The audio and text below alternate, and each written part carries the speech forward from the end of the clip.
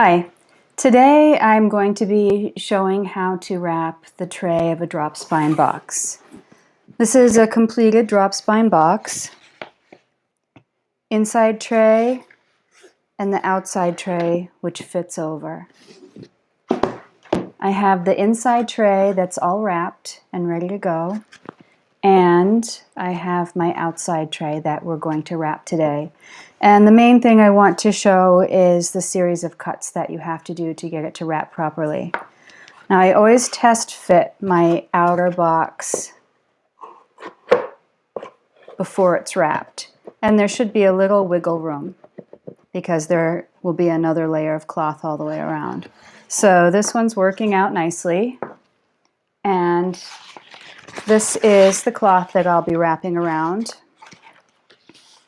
which I lay face down with the paper up. The base should be facing me, and there should be about 1/2 inch on the end to wrap around, and 3/8 inch on the bottom, which will wrap around the bottom. I roll my tray back once it's in position,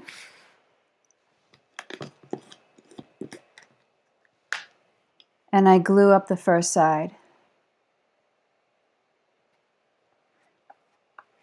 When you do the wrapping around the outer walls, you always glue the board instead of the cloth. Most of the time with bookbinding, you brush the glue onto the book cloth and it gives it a chance to expand and relax. But in this part of the process, you always brush it onto the boards. Lay this in place. Rub it down. Then I take my Teflon folder. I like Teflon more than bone because it's really slippery and nice. It doesn't make any marks or dents. And I press it on there, and then I turn the whole thing around. That way I can work from the right-hand side because I'm right-handed. If you're left-handed, you'll probably want to adjust and do what's comfortable for you. So I'll just continue brushing out the PVA glue. A lot of conservators are now using wheat paste starch to make their drop spine boxes because they're worried about the off-gassing of the PVA. But I still use PVA. I think as long as you let it dry properly, it's not a problem. If you're using a wheat starch paste, then it's a much bigger hassle. It takes a lot longer for everything to dry. You have to hold it in place while it dries. You'd probably have to wait quite a while after gluing the outside of the walls before you could start making your cuts. And that's something that I just haven't really wanted to dive into.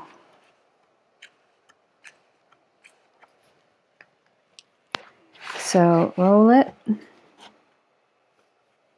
snug it up tight, and then I take my Teflon folder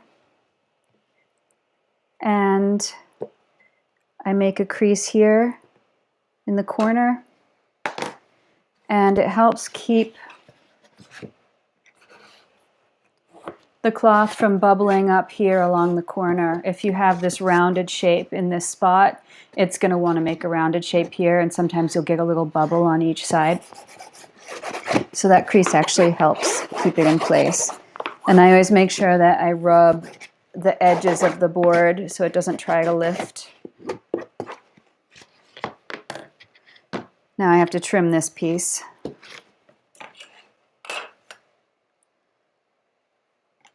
So I'll leave about 1/2 inch on the end and trim.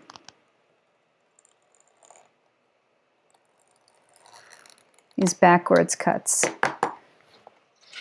are always a pain.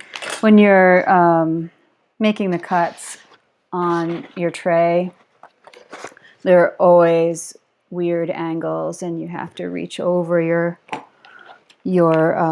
straight edge or your triangle to make the cut. It's a little bit awkward.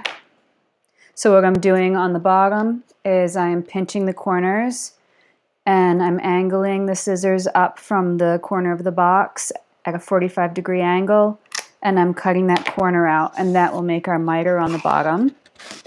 That's the first cut I always do.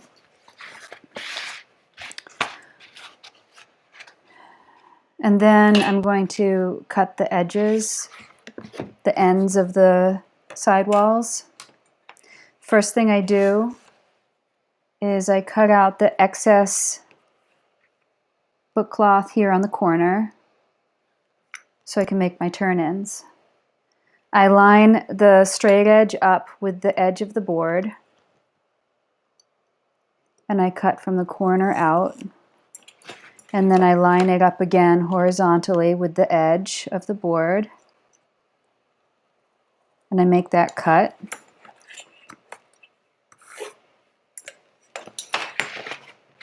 Now that will create this corner. Then I want to use my small triangle. I line that up with the inside of the base, and I begin my cut about a board thickness out from my box tray.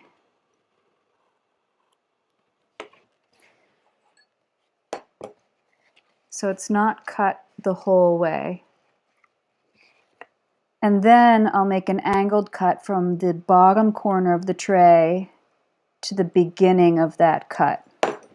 And that is the first part of my miter. Then I turn the box and I do the same thing in this direction. Line the triangle up with the inside wall, begin my cut one board thickness out from my box, cut the angle from the outer corner to the beginning of my cut, and I cut out this little arrow shape, and that forms the miter on the bottom corner. So I'll continue with the other side.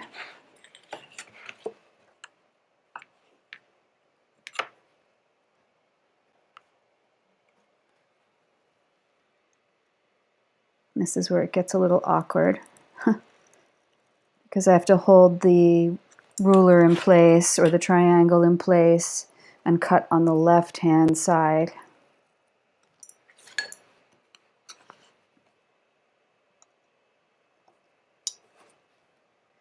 I just have to clean up that corner to get that out. There's one little thread hanging on. And I'll cut out my arrow shape.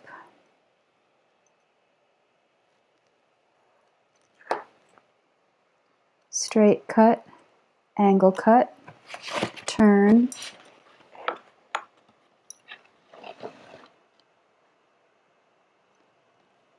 straight cut, angle cut, my little arrow. So all these fold-ins have been done. Now I have to cut these corners. So I will line up the straight edge with the interior wall of the box, like that. Do the same thing where I'll cut one board thickness out from the box, and then I'll cut my angle from the outside of the box to the beginning of my cut. And that will form the beginning of my miter. And I'll do the same thing with this side. Another very awkward cut. Straight out. 1 board thickness out, cut my angle, and that way this is the final flap to fold in, and it goes into the corners.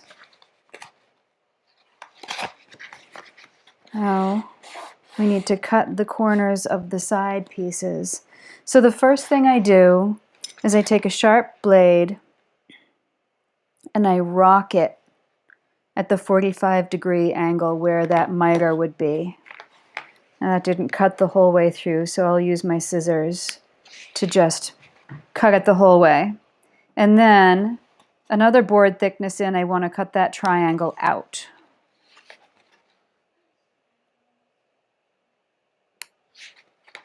That will form the little flap that goes into the corner as well. So then I push this into the corner as best I can. Push my triangle into the corner and cut the angle from the corner out. Then I pull this flap up, and you can see where it was folded into that corner at the base. I want to continue that line and cut straight out to cut this piece off.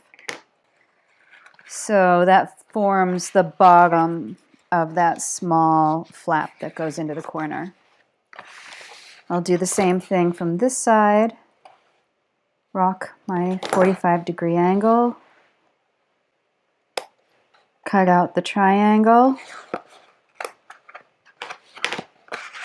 Push it into place and crease it. Push my triangle into the corner. Cut that out. And then cut my straight angle. And the final cut is the angled cut on the corners on the last flap that gets folded in.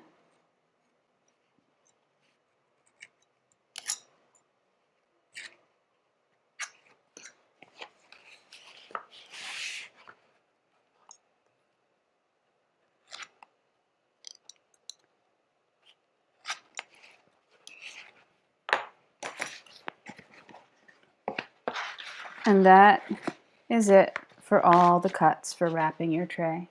Now I'll put a piece of brown paper down and I'll show you how to glue it all up.